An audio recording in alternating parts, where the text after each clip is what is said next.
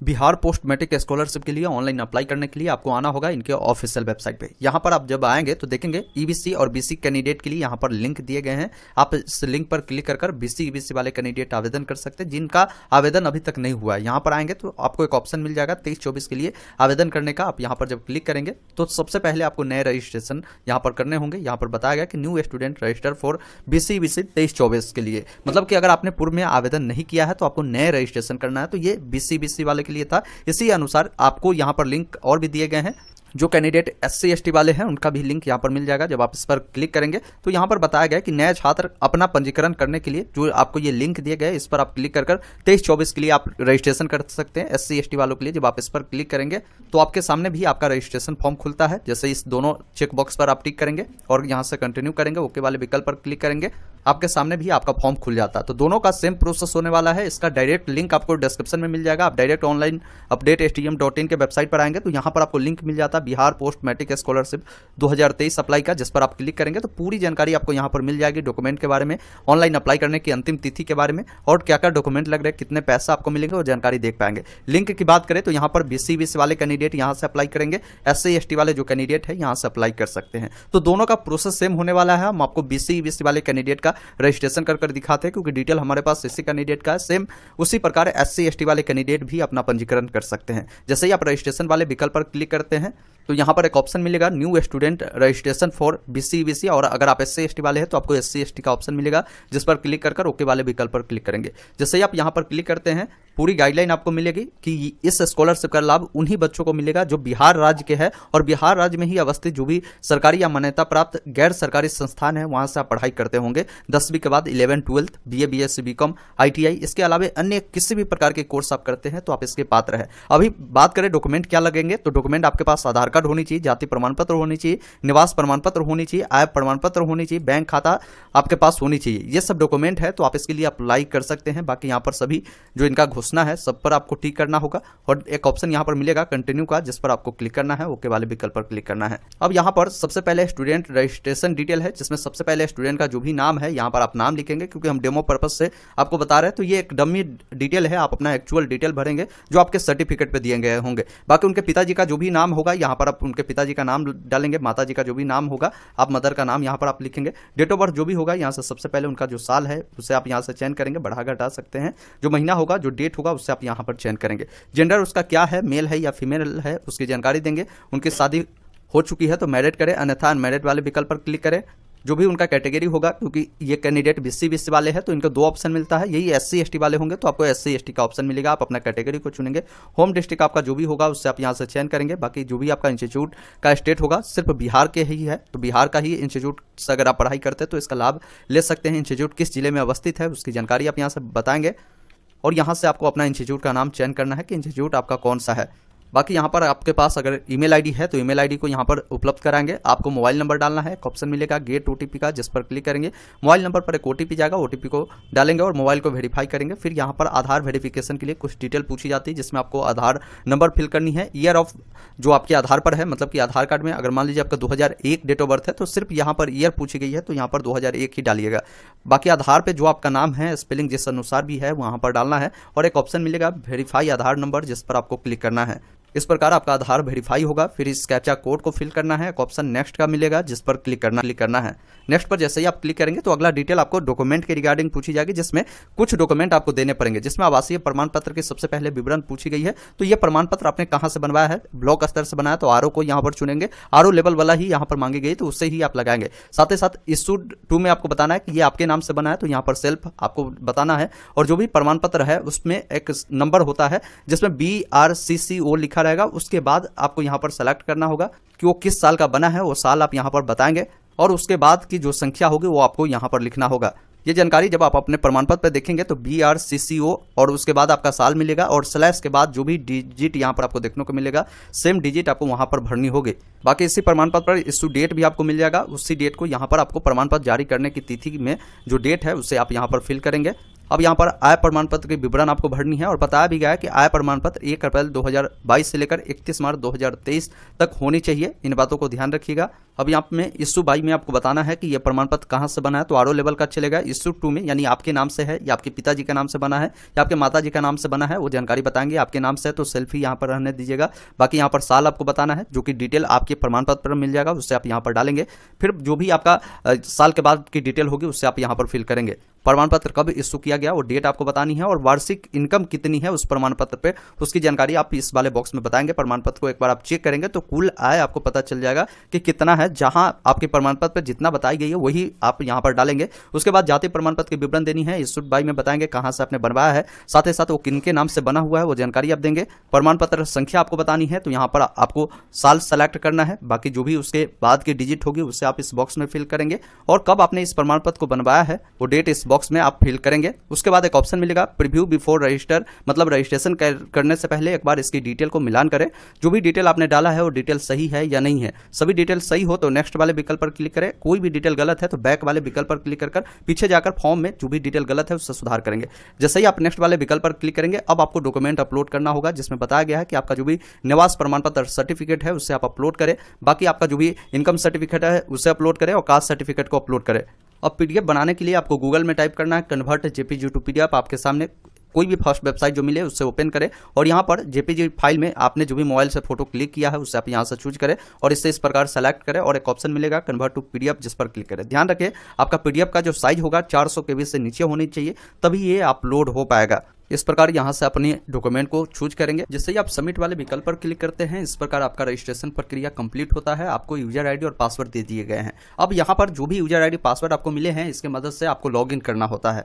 नीचे में एक ऑप्शन आपको मिलेगा क्लिक हेयर टू कंटिन्यू का, जिस वाले विकल्प पर क्लिक करेंगे या इसी वेबसाइट पर आएंगे तो आपको बीसी का लॉगिन का ऑप्शन मिलेगा, SC/ST का भी लॉगिन का ऑप्शन मिलेगा। आप लॉगिन वाले विकल्प पर क्लिक करेंगे और यहाँ पर login for already registered student का ऑप्शन मिलेगा, जिस वाले विकल्प पर क्लिक करना है। जो यूजर आईडी पासवर्ड आपको मिला है उससे यहाँ पर फिल करेंगे, कैप्चा कोड को डालेंगे, ऑप्शन मिलेगा लॉगिन का, जिस पर आपको क्लिक करना है। लॉगिन करते ही सबसे पहला काम करना होगा, आपको पासवर्ड चेंज करना होगा, जिसमें आपका यूजर नेम, आपका नाम देखने को मिलेगा, मोबाइल नंबर मिलेगा, इससे आपको वेरीफाई करना है। अब यहाँ पर पासवर्ड बनाना है। पासवर्ड बनाते समय ध्यान रखिए ABCD का कोई भी बड़ा अक्षर, छोटा अक्षर, कोई भी सिंबल, इस प्रकार का पासवर्ड आप बनाएंगे और उससे पासवर्ड को कंफर्म करेंगे। एक ऑप्शन मिलेगा चेंज पासवर्ड का, जिस पर क्लिक करेंगे।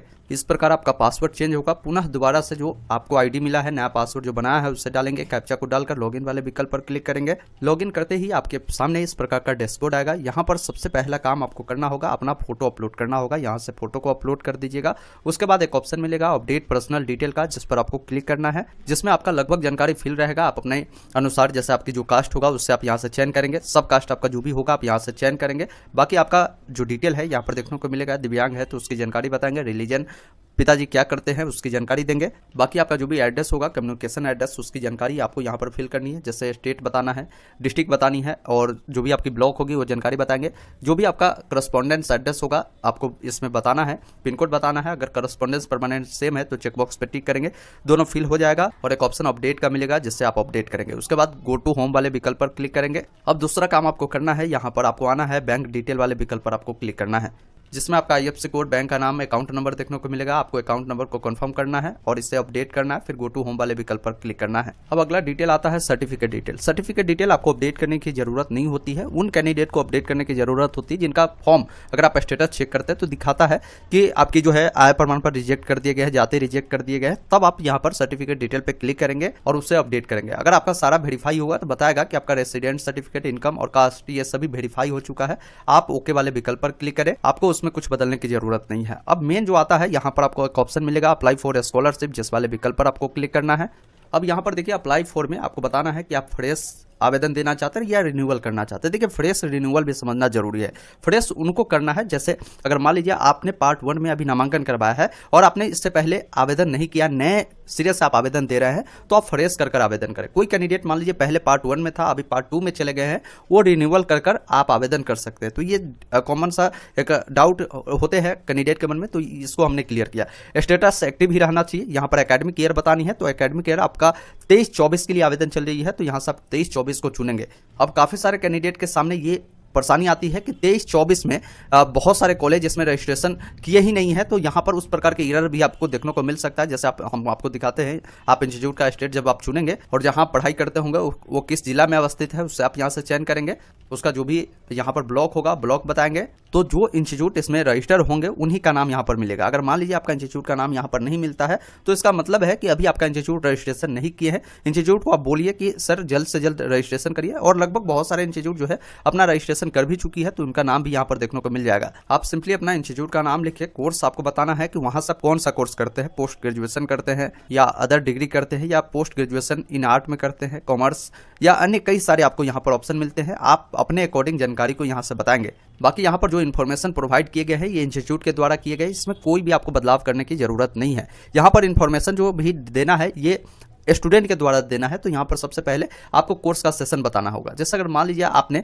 नए सिरे से आवेदन दिया है तो 23 से 27 में आपका आवेदन होगा, तो आप 23 से 27 बता सकते हैं। जिन बच्चों का अगर पुराना ही आवेदन है वो रिन्यूअल कर रहे हैं, 21 से 23 हो सकता है, आपका जो भी होगा आप अपने अकॉर्डिंग यहाँ से, जैसे मान लीजिए 21 से किसी का 24 है तो आप अपने अकॉर्डिंग बताएंगे। आपका जो डेट ऑफ एडमिशन है इस कोर्स के लिए वो बतानी है। तो इसका मतलब ये हुआ कि आप जो है जब फर्स्ट टाइम कॉलेज में आपने नामांकन लिया होगा इस सेशन के लिए तो वो कब लिया था वो डेट बताइएगा। उसके बाद यहाँ पर आपका जो भी एडमिशन नंबर या आपका रजिस्ट्रेशन हो चुका है तो रजिस्ट्रेशन नंबर मिला होगा उसे डालेंगे। यहाँ पर एनरोलमेंट या रोल नंबर आप यहाँ पर फिल करेंगे। साथ ही साथ आपसे प्रेजेंट ईयर पूछी जा रही है कि आप first year, second year, third year या फोर्थ ईयर किस ईयर के कैंडिडेट है, अपने अकॉर्डिंग जानकारी को यहाँ पर आप चयन करेंगे। बाकी फर्स्ट ईयर में आपने नामांकन कब लिया है उसकी जानकारी देंगे। कोई सेकेंड ईयर चुनता है तो सेकेंड ईयर में कब आपने नामांकन लिया है उसकी जानकारी आपको बतानी है। बाकी क्लास का जो भी आपका सेक्शन होगा वो बताएंगे।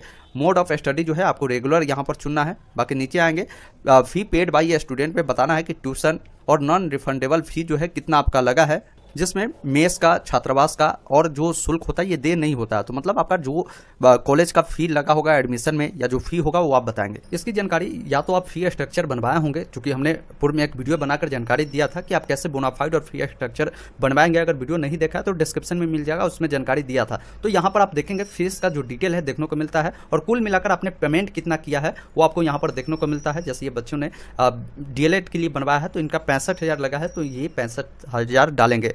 उसके बाद यहाँ पर फिक्स जो है फी जो है फिक्स बाई स्टेट गवर्नमेंट, उसमें भी आप सेम फी डाल दीजिएगा, कहीं कोई प्रॉब्लम नहीं होगा। नीचे आपको आना है। यदि आप हॉस्टल में रहते हैं तो वैसे स्थिति में आप यस करें, अन्यथा नो वाले विकल्प पर क्लिक करें। यदि आपने इससे पहले जो लास्ट ईयर वाला एग्जाम दिया था वो क्रेडिट सिस्टम के अनुसार पास किया है तो वैसे स्थिति में यस करें, अन्यथा नो वाले विकल्प पर ही क्लिक करें।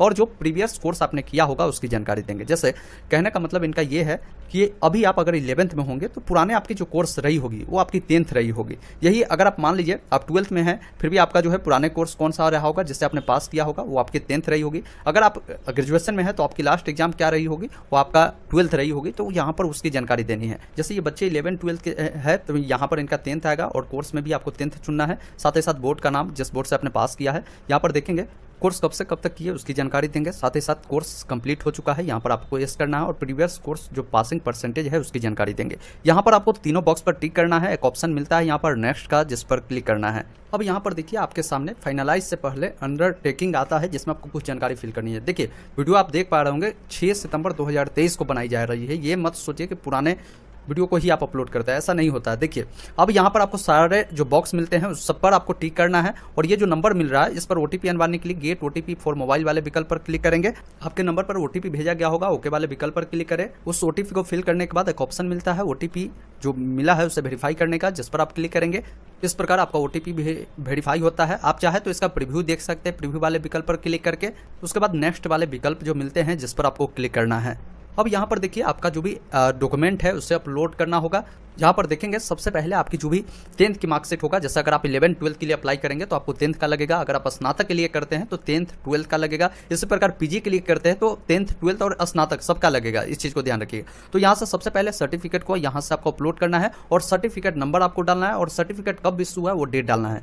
सर्टिफिकेट नंबर की जानकारी सर्टिफिकेट के ऊपर में सीरियल नंबर या मार्कशीट नंबर मिलेगा, यहीं पर आपको सर्टिफिकेट नंबर मिलेगा, इसको डालना है। और जो आपका डेट मांगा जाता है इशू डेट आपको नीचे मिलता है, ये डेट आपको इशू डेट में डालना है। अब यहाँ पर लास्ट एग्जाम जो आपने पास किया है उसका मार्कशीट देना है। लास्ट एग्जाम का कहने का इनका मतलब ये है कि अगर आप स्नातक में होंगे तो लास्ट एग्जाम आपने 12th पास किया होगा, अगर आप 11th 12th में होंगे तो लास्ट एग्जाम आपका 10th होगा, तो यहाँ पर भी 10th की मार्कशीट आप अपलोड करेंगे। अब यहाँ पर बोनाफाइड सर्टिफिकेट देना है, जिसके लिए यहाँ पर फॉर्मेट मिलता है। बोनाफाइड सर्टिफिकेट पे हमने डिटेल वीडियो बना दिया है, आप चैनल के लोगो पे क्लिक करिए और जाइए। 3 दिन पहले ये वीडियो आपको मिलेगा जिसमें हमने बोनाफाइड और फी स्ट्रक्चर बनाने का बिल्कुल सही तरीका बताया है, जिसको देखकर आप इससे बनवा सकते हैं। जैसे एक बोनाफाइड स्कूल के लेटर पैड में बना हुआ है, ये देखिए बोनाफाइड के ऊपर में एक रेफरेंस नंबर आपको मिलता है और साथ ही साथ इसी साइड में देखेंगे वो डेट मिलता है कि कब आपने बनवाया है। इसे जब बोनाफाइड को अपलोड करेंगे तो वही सर्टिफिकेट नंबर में रेफरेंस नंबर और कब बनवाया है वो डेट आप यहाँ से कैलेंडर के माध्यम से चुनेंगे। इससे अकॉर्डिंग फी रिसिप्ट जो होगा, जो आपने बनवाया होगा, उस पर भी सेम आपको जो रेफरेंस नंबर और सर्टिफिकेट नंबर मिलेगा उसको आपको डालना है। उसे अपलोड करने के बाद फिर आपको नीचे आना है,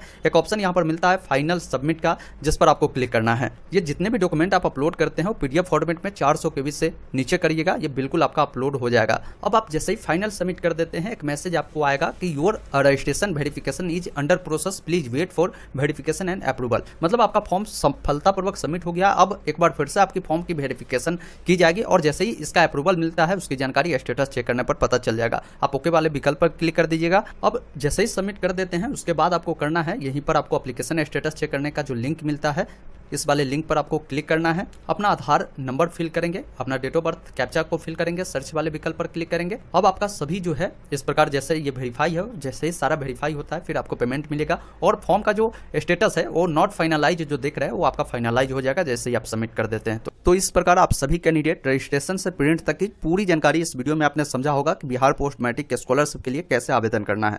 मैं आशा करता हूँ ये वीडियो आपको काफी पसंद आया होगा तो इसे लाइक शेयर जरूर करें और कोई भी डाउट है तो आप कमेंट बॉक्स में लिख सकते हैं, अगले वीडियो आपके डाउट के रिगार्डिंग होगा। वीडियो देखने के लिए बहुत बहुत धन्यवाद।